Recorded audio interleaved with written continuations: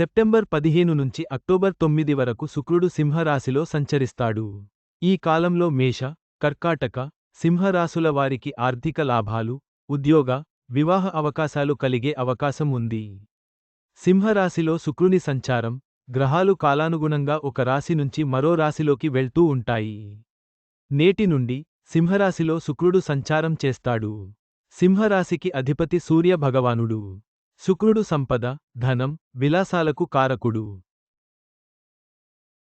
శుక్ర సంచారం సంపద, ఆర్థిక పరిస్థితి, ప్రేమ జీవితంలో పెద్ద మార్పును తీసుకొస్తుంది. పంచాంగం ప్రకారం శుక్రుడు సెప్టెంబర్ 15, 2025న సోమవారం తెల్లవారుజామున మధ్యాహ్నం 12:23 గంటలకు సింహరాశిలోకి ప్రవేశించాడు.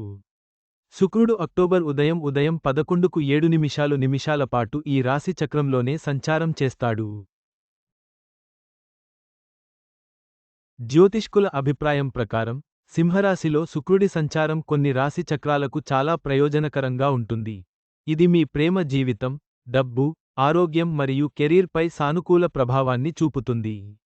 మరి ఇక సూర్యుని సింహరాశిలో శుక్రుడి సంచారం ఏ రాశి చక్రానికి ప్రయోజనకరంగా ఉంటుందో తెలుసుకుందాం.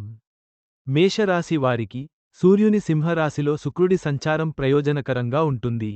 ఈ సంచారం మీ 5వ ఇంట్లో ఉంటుంది. దీనితో ఊహించని ఆర్థిక ప్రయోజనాలు పొందే అవకాశం ఉంది. కెరీర్ పురోభివృద్ధికి కొత్త మార్గాలు తెరుచుకుంటాయి. వ్యాపారంలో కూడా మంచి లాభాలు ఉంటాయి.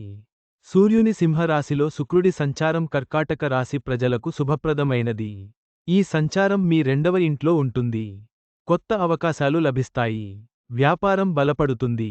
ఆర్థిక విషయాల్లో జాగ్రత్తగా ఉంటారు. మీ ఆర్థిక పరిస్థితిలో మీరు పెద్ద మెరుగుదల చూస్తారు. శుక్రుడి సంచారం సింహరాశి ప్రజలకు ప్రయోజనకరంగా ఉంటుంది. ఈ సంచారం మీ రాశి మొదటి ఇంట్లో జరుగుతుంది. మీరు ఆత్మవిశ్వాసంతో ఉంటారు. ప్రేమ జీవితం బాగుంటుంది. మీ కృషి ప్రతిఫలాలను తీసుకువస్తుంది. ప్రతి పనిలోనూ విజయం సాధించే అవకాశాలు ఉంటాయి. ఒంటరిగా ఉంటున్న వారికి పెళ్లి కుదిరే అవకాశం ఉంది. ఆర్థికంగా లాభాలు పొందే అవకాశాలు ఉన్నాయి. గమనిక: ఈ కథనంలో మీకు అందించిన సమాచారం, సూచనలు పూర్తిగా నిజమైనది, ఖచ్చితమైనది అని మేము చెప్పలేము. నిపుణుల సూచనల ప్రకారమే మేము ఈ సమాచారాన్ని అందిస్తున్నాం.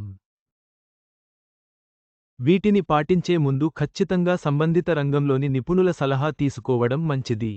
ఈ జ్యోతిష్య సూచనలు సాధారణ సమాచారం మాత్రమే. ఏదైనా ముఖ్యమైన నిర్ణయం తీసుకునే ముందు నిపుణుల సలహా తీసుకోవడం చాలా ముఖ్యం.